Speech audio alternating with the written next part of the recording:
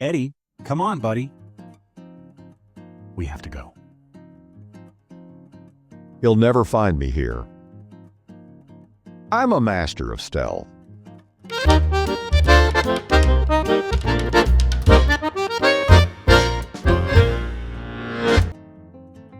Okay, let me tell you how this day started. It began like any other morning. The alarm clock went off at 7. The sound I dislike the most.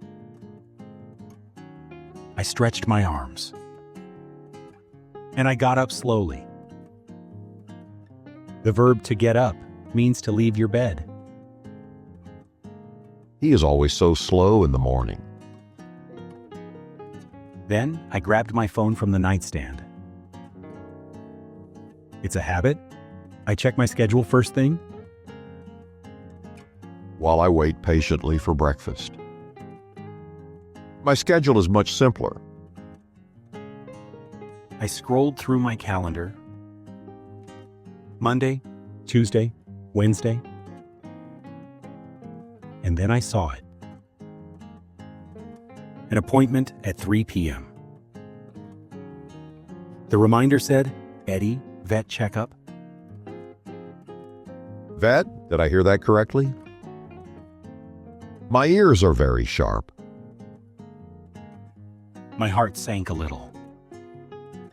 I knew Eddy wouldn't be happy. So I tried to act normal. The phrase to act normal means to behave in a usual or expected way. He is not a good actor. I can always tell when something is up. I put my phone down, very casually. And I looked at Eddy. He was just staring at me. With his wise old eyes. I know what you are thinking, Ed. And I do not approve. I gave him a nervous smile. Good morning, Eddy, I said with a cheerful voice. I was trying to sound extra happy, to throw him off the scent. To throw someone off the scent is a great idiom. It means to distract someone from your real plan. Too cheerful, it is suspicious. My suspicions are growing. Anyway, I decided to start the day. First things first, breakfast. Breakfast, a classic distraction. A very effective one, I might add. I went to the kitchen to prepare his food. As I was scooping his kibble, I thought about the appointment. You know, booking it was quite simple. Let me walk you through the phone call. To walk someone through something means to explain a process step by step. I have a very bad feeling about this. So imagine the phone rings. The receptionist would say something like, "Good morning, City Vet Clinic. How can I help you?" This is a standard and polite opening. My first line was direct and clear. I said, "Hi, I would like to make an appointment. For my dog, please." Appointment. That is a word of doom. To make an appointment is the key phrase. It means to schedule a time to see a professional. The receptionist then asked for the reason. I explained he is due for his annual checkup. Due? Am I a library book? This sounds very formal and serious. Being due for something means it is the correct time for it to happen. An annual checkup is a yearly health examination. Next, we needed to find a time. I asked, "Do you have anything available? Sometime this week?" Available sounds so hopeful. Perhaps they were fully booked forever. She offered a few options, and we agreed on Friday at 3 p.m. To finish the call, it's good to confirm. I said, "Okay, great, so that's confirmed? Friday at 3 for Eddy." Use my name. It is official. There is no escape. And that's it. That's how you do it. It's a very useful skill to practice. So back to this morning. I finished preparing his breakfast and turned around to give him his bowl. "All right, Eddy, breakfast is..." I turned around, holding the bowl. And the kitchen was empty. "Huh, Eddy? Where did you go?" Phase 2 of my plan is in motion. Disappear without a trace. I put the bowl down and started to look for him. Okay, he can't have gone far. I'll start by looking in the living room. To look in a place means to search inside it. "Eddy, are you in here?"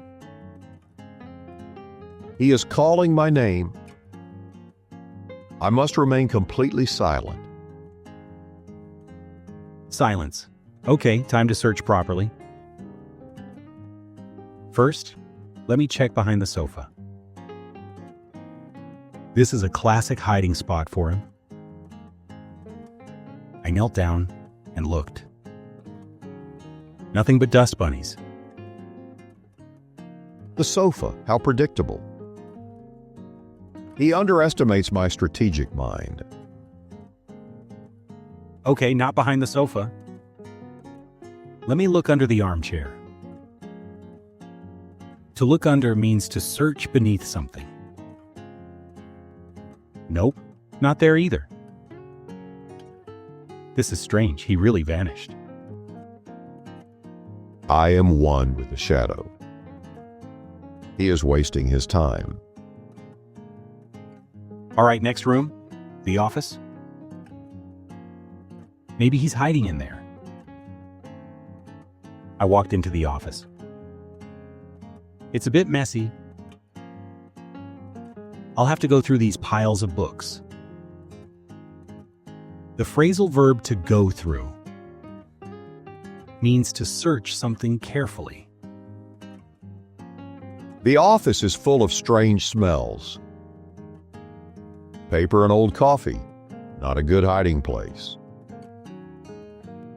I checked behind the door and under my desk. He's definitely not in the office. I'm starting to get a little worried. His voice has a hint of panic. Excellent, my plan is working perfectly.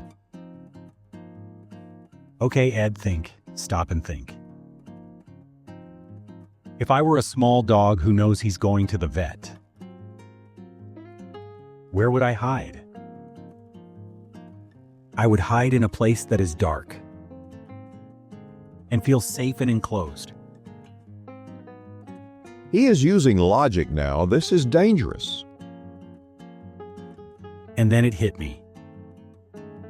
The expression "it hit me" means I had a sudden realization. The bedroom, of course. He must be under the bed. No, not the final sanctuary. He figured it out, the clever human. I walked quietly to the bedroom. I didn't want to startle him. I got down on my hands and knees. I lifted the bedskirt and peered into the darkness. The light, it burns. Okay, maybe that is a bit dramatic. And there he was. Two big eyes staring back at me. I found you. Come on out, buddy. It's okay. It is not okay. We are going to the place of pokes. I promise it will be quick. And you'll get a special treat after. A treat? The negotiation begins. My terms are 2 treats. After a little convincing, he slowly crawled out. I gave him a reassuring pat on the head. And soon we were in the car, on our way. The chariot of doom, it hums ominously. Okay, Eddie, while we're driving, let's go over some tips for the vet. This is our section for practical tips. A lecture, how delightful. Tip number 1, be specific. Don't just say your pet is sick. Describe the symptoms clearly. For example, you can say, he has been coughing a lot, or she is not eating her food. Another example, he seems very lethargic. Lethargic means having no energy. I am often lethargic. It is called napping. This helps the vet understand the problem faster. Tip number 2, ask questions. If you don't understand something, ask. You can say, could you explain that again? Or, what are the side effects of this medicine? It's important to be an informed pet owner. Ask them if the treats are included. That is my question. Tip number 3, confirm instructions. Before you leave, repeat the instructions.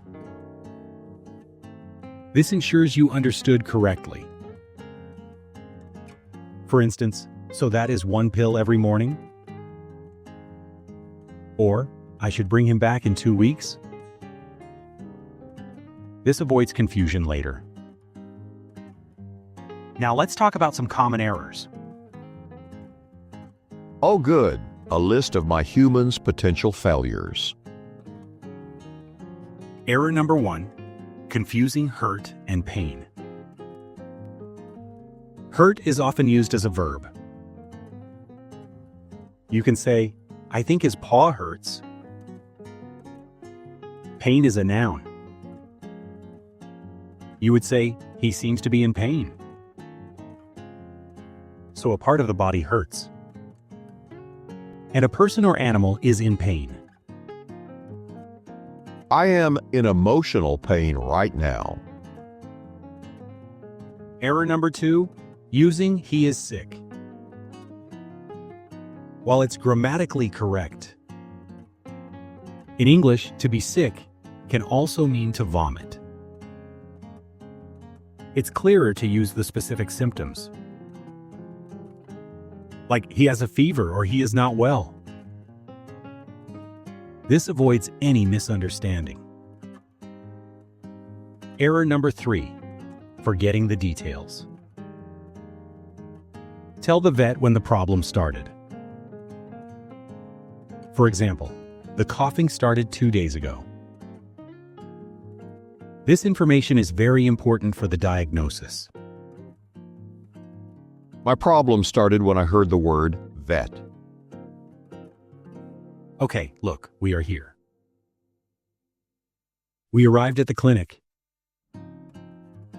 I parked the car and we went inside. I walked to the front desk. And I used the phrase we practiced.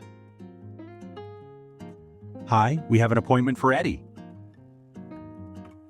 It all went smoothly, I must admit. The receptionist even smiled at me.